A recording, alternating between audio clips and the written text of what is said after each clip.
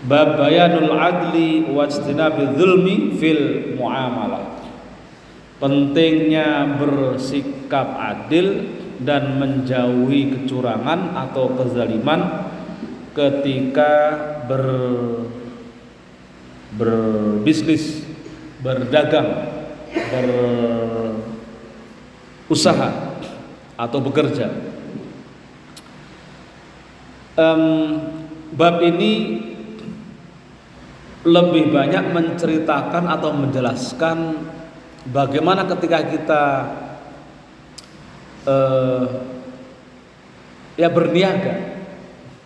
berniaga, bisa juga bertani, bisa juga bekerja di tempat lain, agar menjauhi sikap-sikap atau perbuatan kecurangan atau zalim.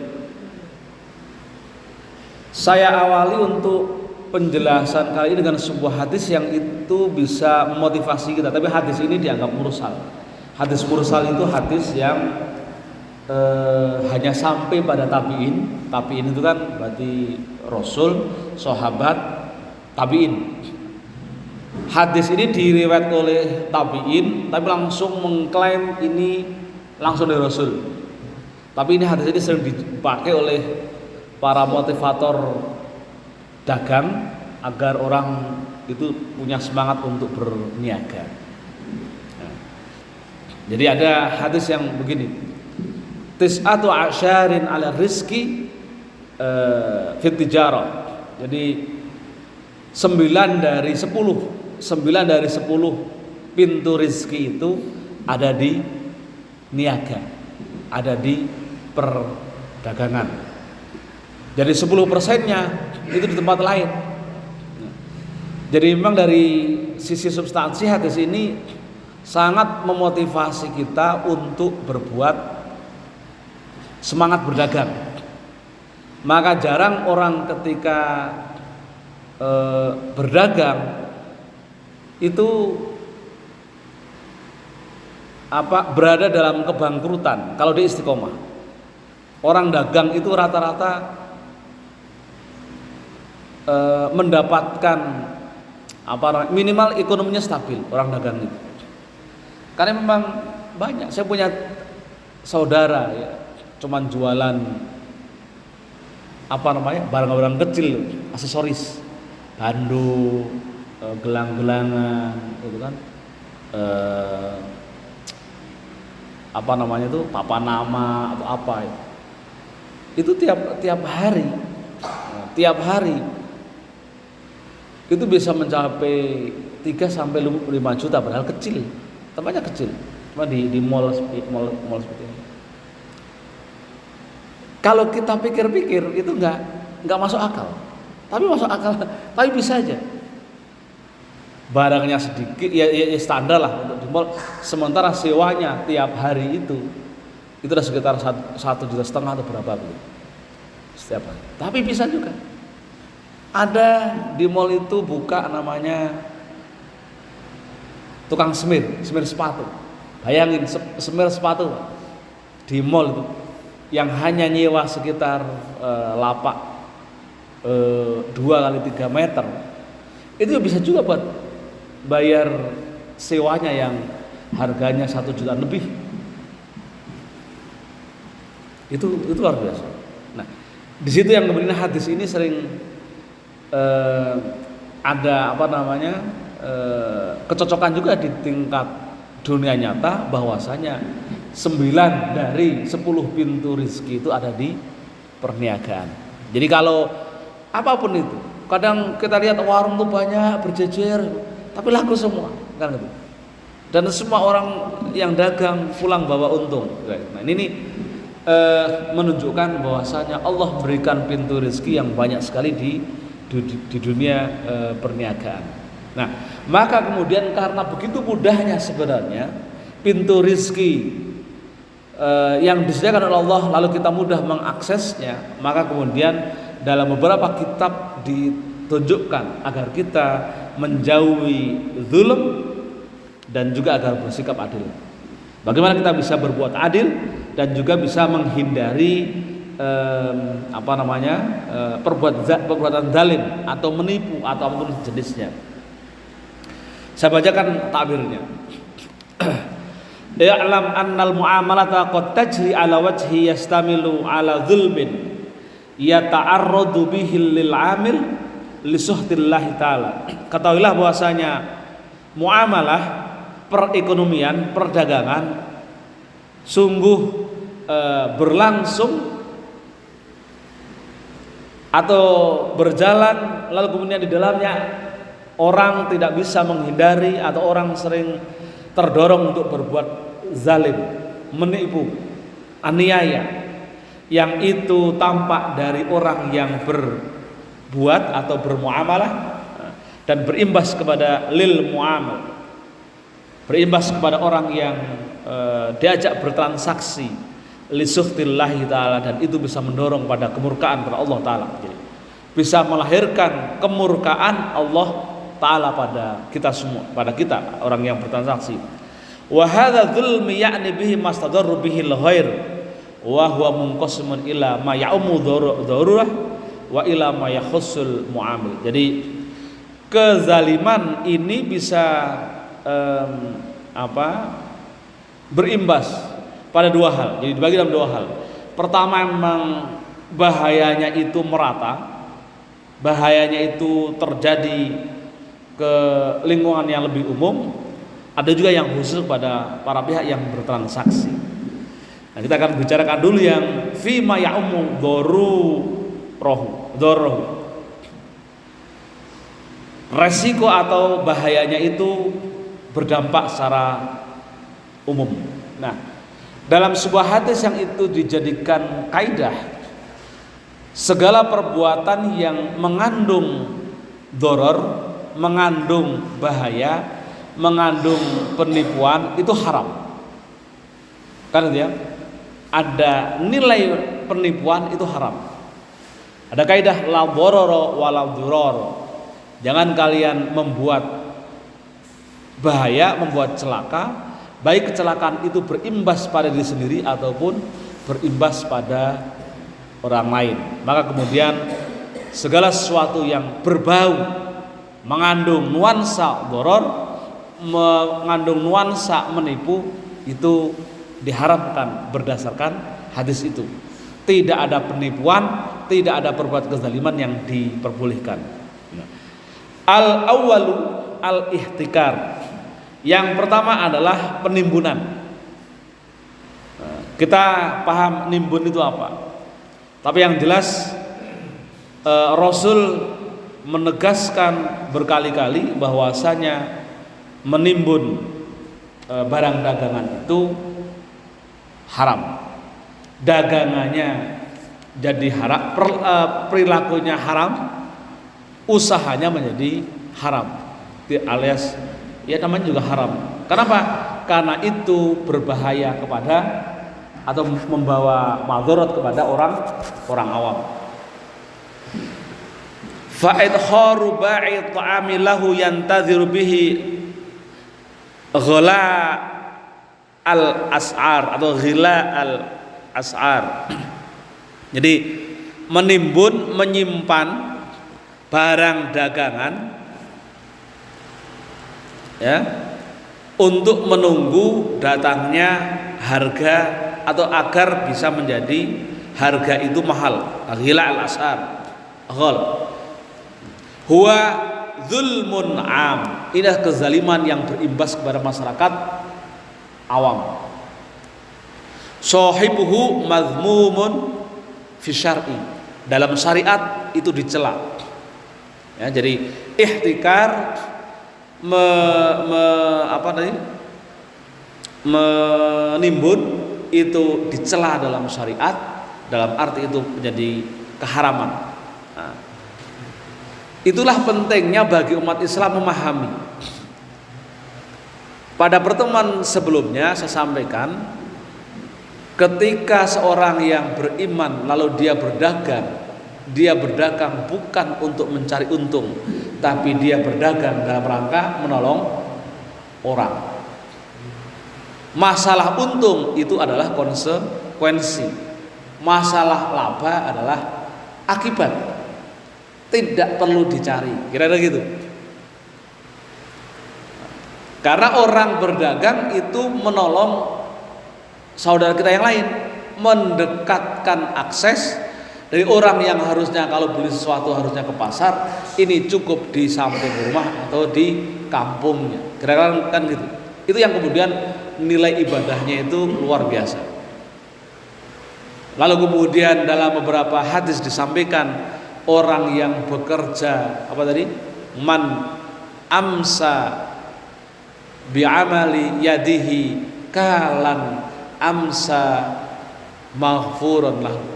Barang siapa di waktu sore dia lelah karena habis bekerja, amsa maghfurun lahu, maka sore itu juga dosa-dosanya diampuni. Ini sebuah dorongan bahwa penting bekerja, tambah lagi karena dalam pekerjaan itu banyak membantu orang. Makanya pahala orang bekerja, pahala pedagang itu luar biasa besarnya. Wadzalika fi waqti qillatil atimah wa hajatun nas ilai hatta yakuna fi ta'khiri bai'ihi dhararam ma. Jadi ini kemudian dagangan itu dikeluarkan, lalu kemudian manusia atau manusia butuh, lalu kemudian dia menjualkan di sela-sela seperti itu, maka itu termasuk dharar. Amma idza tasa'at al-atimah wa kathrat wastaghna an-nas anha wa lam yarghabu fiha illa bi qimatin qalilatin fantadhara sahibu ta'am dzalika wa lam tadhir qahtan falaysa fi hadza idrar. Tapi kalau kemudian ketika itu makanan banyak atau barang dagangan itu banyak, orang juga bersikap biasa, tapi kemudian kita menyimpan barang dagangan itu, nah, karena memang harganya saat itu juga biasa, maka itu tidak termasuk doror, dia tidak termasuk ihtikar. Jadi ihtikar yang menimbun yang diharamkan adalah ketika menimbun, ketika dia niatkan untuk apa tadi? Agar harga itu naik, agar harga itu tinggi, lalu ketika tinggi itu baru dikeluarkan. Tapi ketika barang itu banyak, lalu kita tahan karena harganya murah misalnya, lalu ditahan biar tidak begitu murah, falaisa fi hadza idrar, maka ini tidak termasuk membawa madharat. Wa amma idza kana zamanu qahtin kana fi idkharihi idrarun fala raiba fi tahrimi. Tapi kalau dalam suasana paceklik, suasana sulit, kok disimpan, kok ditimbun, maka fala raiba fi tahrimi, maka tidak diragukan lagi tentang status keharaman jualan atau bermuamalah seperti itu. Jadi mungkin kita sering atau tanpa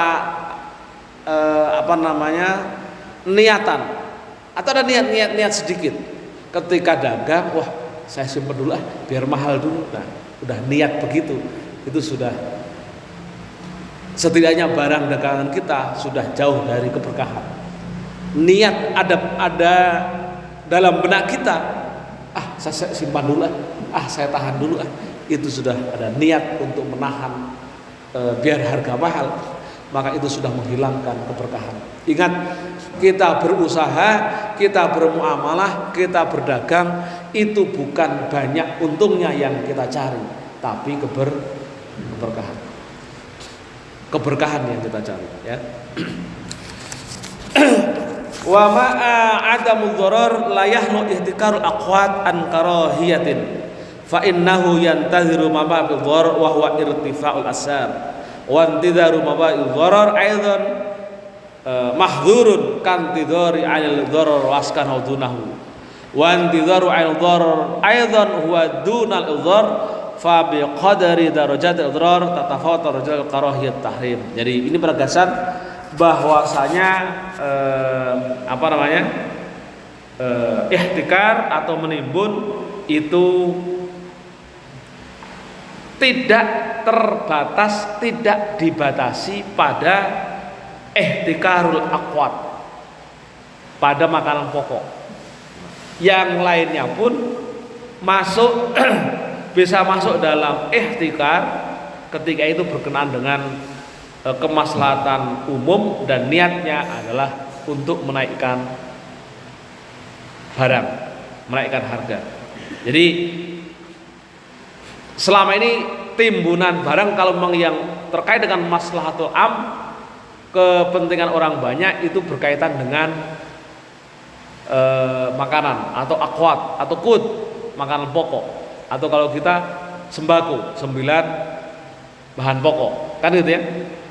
Tapi tidak di dalam fikih tidak dibatasi dalam 9 itu. Keharaman menimbun itu ada pada semua komoditas, ya, ada di semua komoditas. Nah, Rasulullah SAW juga menegaskan berkali-kali di dalam hadis yang menegaskan, ya,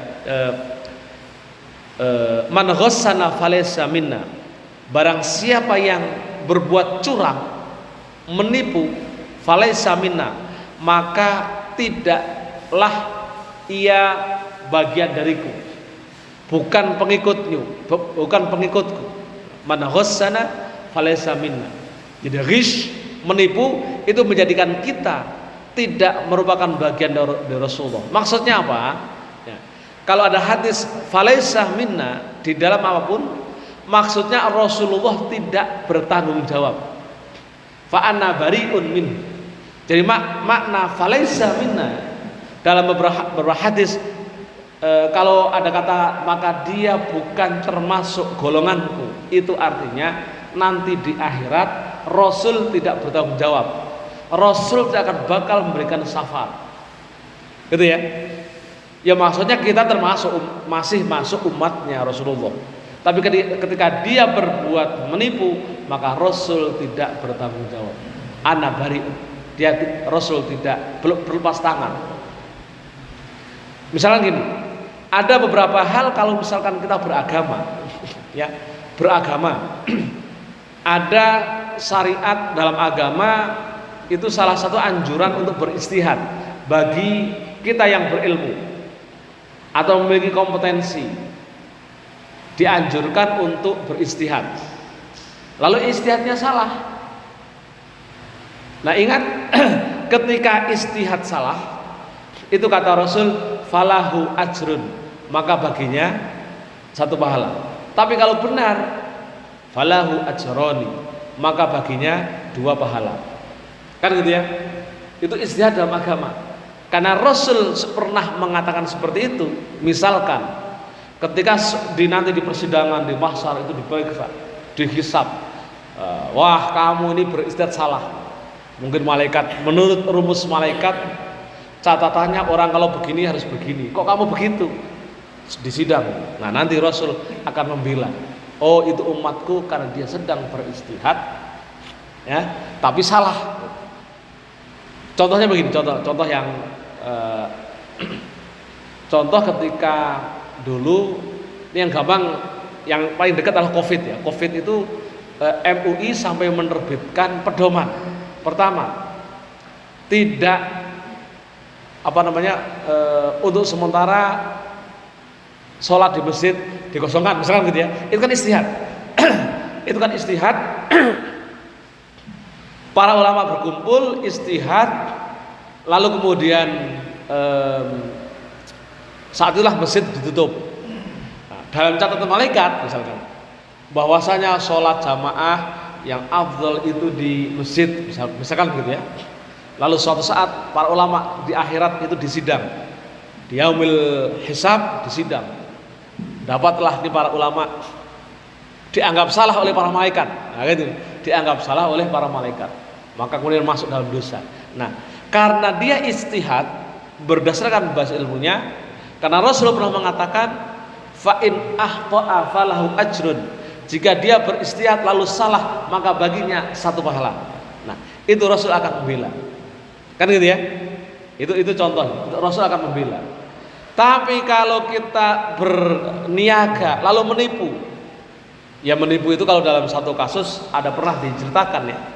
Seorang pedagang pada zaman Rasulullah, Rasul suatu saat sidak ke pasar-pasar lalu melihat tumpukan buah, anggap kurma gitu kan, kelihatan bagus di atasnya. Lalu Rasul memasukkan tangannya ke dalamnya. Ada yang kurmanya itu basah. Kan kurma yang bagus kan kering-kering begitu ya, masuk basah. Lalu kemudian Rasul mengatakan, mahadha ya sahib ta'am. Mahadha ya sahib ta'am. Ini apa ini? Kok di atas kering, di bawah basah? Lalu dengan berapologi pedagang tadi menjawab, asobat hussama. Jadi kehujanan Rasul gitu. Kan gitu, kehujanan ya. Bisa jadi dia kan jawabnya benar kalau dia basah karena kehujanan, atau bisa jadi pedagang itu menutup dengan barang-barang yang baik di atas tapi bawahnya basah gitu. Nah, lalu kemudian Rasul mengatakan, afala ja'altahu fawqat ta'am. Kok enggak di apa namanya? Tunjukkan. Afala ja'altahu fawqat ta'am. Kaya rohnas, apakah itu agar orang itu tidak suka dengan jualan kamu? Kan itu. Man ghassana falaysa minna. Man ghassan falaysa minni. Maka Rasul mengatakan langsung, yang seperti itu kamu bukan jadi tanggungan. Ana bariun. Saya tidak bertanggung jawab jika kamu misalkan suatu saat di yaumul hisab ketahuan menipu dan itu melanggar syariat, kan itu, maka aku tidak akan bisa memberikan syafaat. Kira-kira begitu ya. Jadi yang menipu atau sering menjalankan sesuatu tidak sesuai dengan ketentuan Rasulullah, itu maka Rasul tidak bertanggung jawab. Hal yang kedua kemudian, atsani tarwijuz zaifi minad darahim fi atna'in nukti fahuwa zulmun il yastadirru bihil mu'amil illam ya'rif. Tarwijuz zaif itu tarwijuz zaif itu beriklan melebih-lebihkan. Beriklan melebih-lebihkan. Zaif kepalsuan. Jadi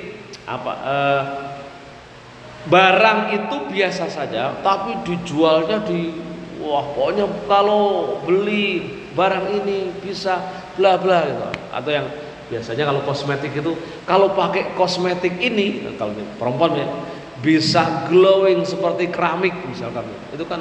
Itu kan namanya tarwijuz zaif,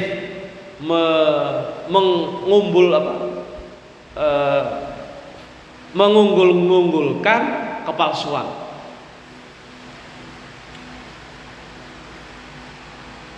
Maka ini kemudian disebut meskipun dia tidak tahu, maka pentingnya orang dagang itu harus tahu barangnya.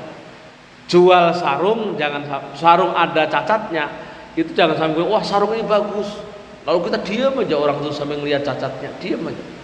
Nah itu namanya tarwijuz zaif, mempromosikan kepalsuan. Ada baju, ada cacatnya, didiemin saja. Oh ini baju ini bagus, mahal, dibuat dari apa? Pokoknya begitulah misalkan. Itu namanya jadi meskipun dia tidak tahu barang itu, jadi pokoknya dia ngelihat barang, nggak tahu ada cacatnya, lalu dipromosikan. Itu namanya tarwijuz zaif. Itu termasuk diharamkan. Ya, termasuk berbahaya kepada orang awam. Makanya kalau kita jualan, misalnya jual baju, tahu, oh nggak ada cacatnya. Kalau ada cacatnya dipisah, lalu sampaikan ini baju apa, kalau kita namanya yang barang yang ada cacat dikit namanya BS-an, benar BS-an. Sampaikan ini BS, cacat ini di sini cacatnya. Jangan kemudian bilang wah ini barang ini bagus. Nah, itu namanya tarwijuz zaif. Jadi meskipun dia tidak tahu, maka mempromosikan kepalsuan itu, ya, itu termasuk zulmun, kezaliman. Wa in arafa fayurawwijuhu ala ghairihi fayataraddatu fil aidi wa ya'umu dharar wa yatasal fasad wa yakunu wizrul kulli wa bal raja'illahi innahu walladzi fatahadzal bab. Jadi jika kemudian dia tahu tapi kemudian menyampaikan ke masyarakat awam dengan melebih-lebihkannya, maka kemudian yakunu wizrul kul wa baluhu raji'an ilaihi, maka kemudian balasan semuanya itu kembali kepada muamil yang jual itu. Qala infaq qala ba'dhum infaqu dirhami zaifin asyaddu min surqati mi'at dirham. Jadi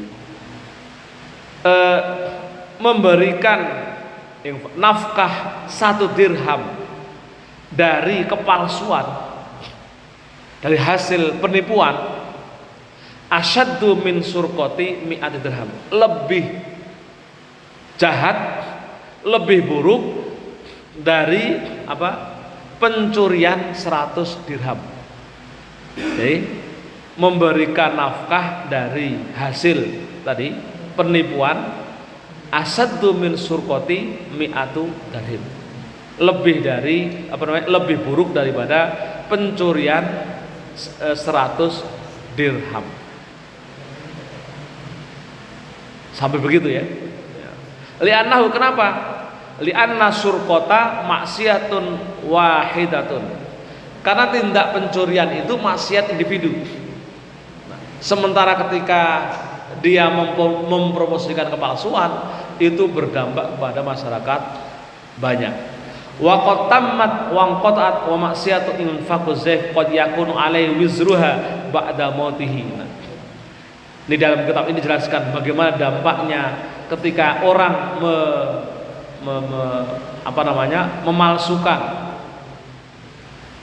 meninfakkan kepalsuan, maka wizruha, balasannya ba'da mautihi ila mi'ati sanatin, imbasnya setelah kematiannya itu sampai 100 tahun, au mi'atai sanatan, atau 200 tahun, ila ayyufni dzalika dirham, sampai kemudian uang itu musnah, kira gitu. Wa yakun alaihi ma fasada min naqsi amwalin nas, dan wa yakun alaihi, dan itu menjadi merusak harta manusia. Ini sebagai contoh, kepalsuan itu adalah yang paling gampang ya uang palsu, atau tadi barang dagangan yang dijual barangnya palsu tapi ini ini barangnya bagus dan seterusnya. Nah, maka disebutkan resikonya di akhirat, di alam barzah, pahalanya wizruha, panennya ba'da mautihi, setelah mati sampai 100 tahun atau 200 tahun. Jadi dosanya itu kira-kira alirannya sampai 100 tahun atau 200 tahun. Na'udzubillahi min dzalik. Jadi ini yang kemudian bagaimana kita ketika berusaha, bekerja, itu perlu hati-hati. Ya, perlu hati-hati. Wa tuba liman idza matat ma'ahu dzunubu. Celaka bagi orang yang ketika meninggal mati ma'ahu dzunubu, meninggal tapi membawa dosa-dosa seperti itu. Wal wailut tawil, dan celakanya sangat panjang. Liman yamutu wa tabqa dzunubahu mi'atas sanah. Celakanya panjang bagi orang yang mati tapi dosanya itu mengalir sampai 100 tahun au aktsar atau lebih banyak.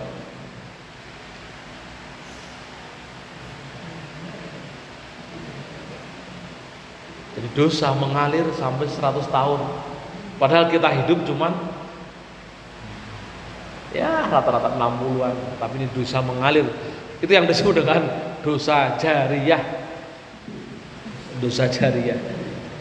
Ada namanya sedekah jariyah, ini ada dosa jariyah. Jadi yang jelas ini siapapun ya. Ini juga termasuk kalau misalkan di perkantoran korupsi itu sampai di sini.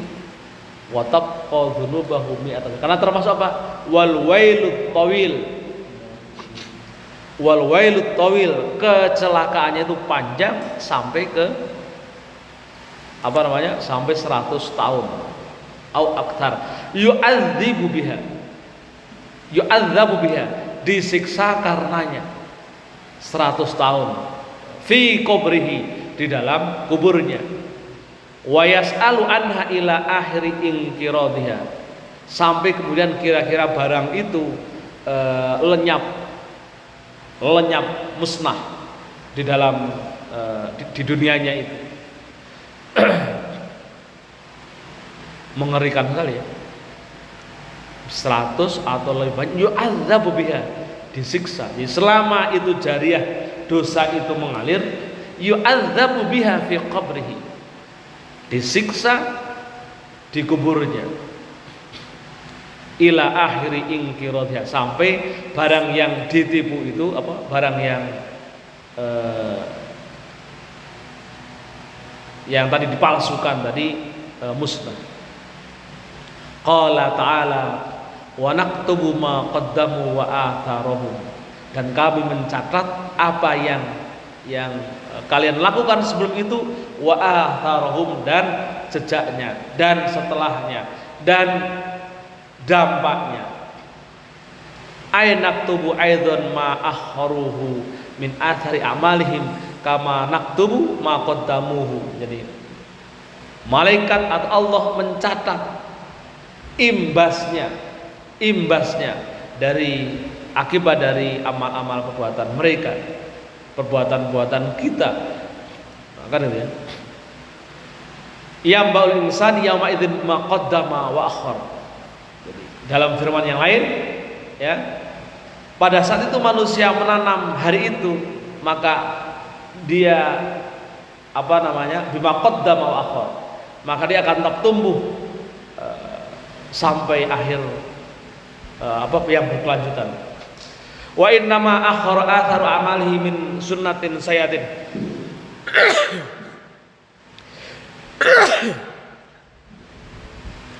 Jadi innama akhara athari amali min sunnatin sayyatin. Jadi labet atau jejak perbuatannya itu disebut sunnah sayyi'ah, termasuk sunnah sayyi'ah. Ada hadis sahih juga, man sanna sunnatan hasanatan falahu ajrun wa ajru man amila biha. Barang siapa yang berinisiatif membuat satu aktivitas sunnah, kebiasaan yang baik, falahu ajrun wa ajru man amila biha, maka baginya dia dapat mendapatkan pahala orang yang mengikuti kita dari amal perbuatan baik kita. Misalnya begini,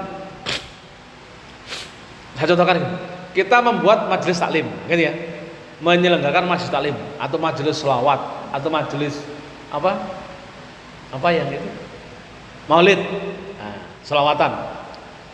Lalu majelis itu sampai 10 tahun, sampai 20 tahun tetap bertahan, maka majelis, orang yang tetap menghidupkan majelis sampai anak cucunya, kebaikan orang yang menghadiri majelis yang berbuat pahala, maka yang ketika yang pendirinya, yang memulainya kok meninggal, maka dia dapat pahala semua orang yang hadir di majelis itu. Kan gitu ya. Misalkan ini, hari ini kita menginisiasi majelis nih habis subuh nih.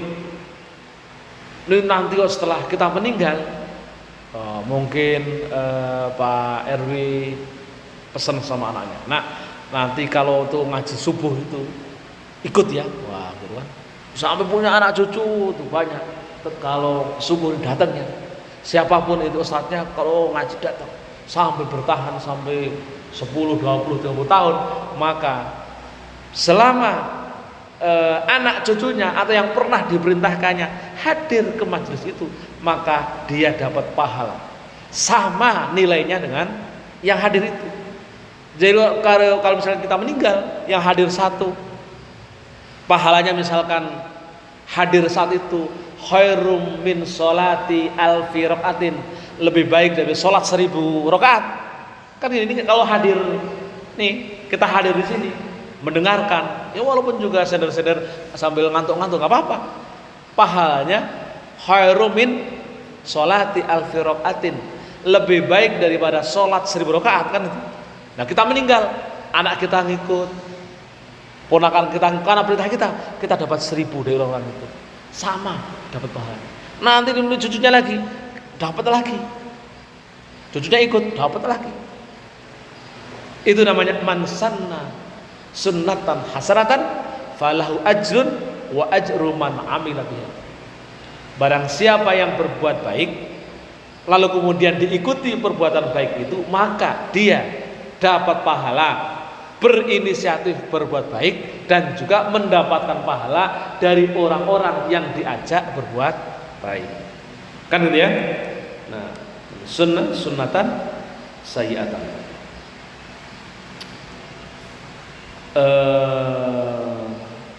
Nah sebaliknya orang yang berbuat buruk, man sanna sunnatan sayyi'atan falahu wizrun wa wizru man amila biha. Barang siapa yang berbuat buruk, berbuat dosa, misalkan bikin majelis pergaplean, ternyata pengikutnya banyak, apalagi ditambah lagi taruhan, kan gitu ya. Maka orang yang menginisiasi majelis pergaplean pertama kali, lalu dia berbuat bahkan ngajak-ngajak, yang diajak itu berbuat dosa, maka dosanya itu juga ikut kepada orang yang mengajak pertama kali. Jadi dapat dosanya wa wizruman amila biha, kan gitu ya. Dan dapat imbas buruknya dari orang yang berbuat buruk. Maka hati-hati ya, memerintahkan untuk berbuat tidak baik, perbuatan dosa, hati-hati.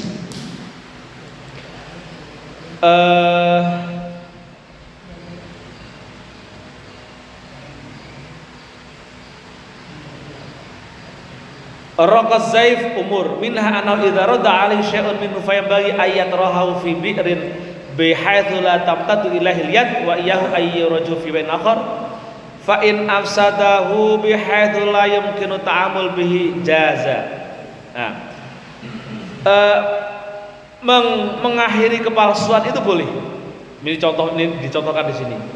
Barang yang tadi jelek tadi, biar tidak dijual, itu dibuang ke sumur.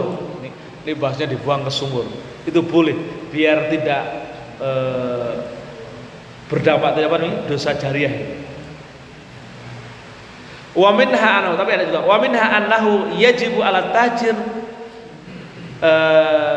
ta'lam alima ya'lam yu'lamu ta'lamun nuk li alla yuslima ila ahdin zaifan wa huwa la yadri fayakunu athiman bi taksrifi ta'allum dalikal ilm falikulli amalin alima bihi yatimu nasrul fayajib.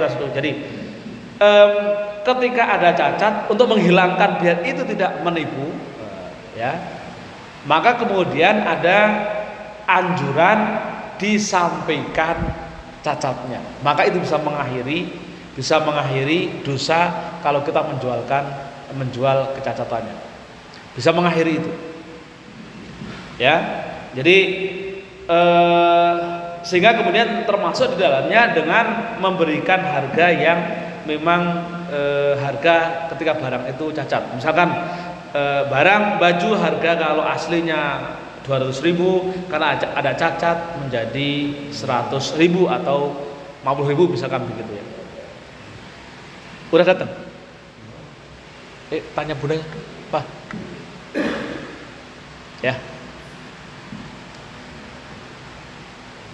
Falikul amalin alima bihi yatimu nasuhal muslimuna fayajibu tahsiluhu wa minha annahu in kana fi malhi qit'atun taqarrat hanaqisatun an naqdil baladi fa alaihi ay yukhbira biha mu'amaluhu wa alla yu'amira biha illa man la yastahilul tarwij fi jumlatin nuqti bi taraqit talbis. Jadi larangan mengelabui thariqut talbis, mengelabui atau malsukan itu kentara sekali ya. Termasuk di dalamnya adalah kita juga harus hati-hati ketika kita menjual kepada orang dan orang itu tahu itu mau dipakai untuk yang haram. Misalkan ini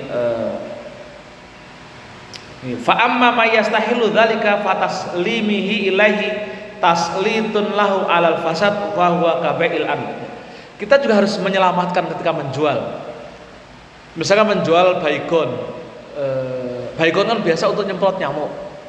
Tapi ada orang yang pengen bunuh diri, beli baygon. Nah, kalau kita tahu dia mau bunuh diri, maka tidak boleh menjual baygon itu ke orang tersebut. Dan mereka menyelamatkan itu. Tapi kalau kita tahu mau bunuh diri atau misalkan kamu pusingnya, ini aja kasih baygon, nah itu malah itu namanya menceburkan diri dalam dosa. Ini bisa berimbas tadi. Apa tadi? Dosa jariah. Nah, orang jual anggur, tahu nih yang kalau dia beli anggur mau dipakai buat khamr. Nah, itu kita bilang kalau dia nyari anggur, kita bilang nggak ada atau udah ada yang beli. Dalam rangka itu taslim, dia menyelamatkan dari kerusakan. Ilahi tasallut lahu alal fasad. Jadi langkah-langkah itu bagi seorang pedagang penting. Tapi kalau apa namanya nggak tahu, nggak usah tanya. Karena kalau nggak tahu nggak masalah. Tapi kalau yang tahu itu loh, udah tahu dia pedagang khamr, lalu ketika beli anggur, nah kita belikan, itu tuh nggak boleh. Yang boleh adalah kalau dia pedagang khamr membuat anggur itu, membeli anggur buat khamr, maka kita bisa larang, kita bisa jangan cegah untuk tidak dijual. Jadi di sini orang bisa tercegah dari perbuatan dosa. Nah, ingat wa i'anatu ala syarri wa musyarabatun fihi, menolong dalam keburukan atau bersekutu di dalamnya, wa suluku tariqil haq bimithali hadza fit tijarah asaddu minal muwadzabah ala nawafil ibad.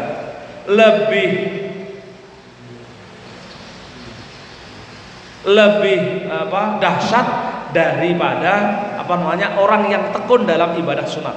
Jadi orang yang dagang, kok kita bisa mengatakan tidak kepada orang yang dia ketika membeli barang itu dipakai untuk maksiat?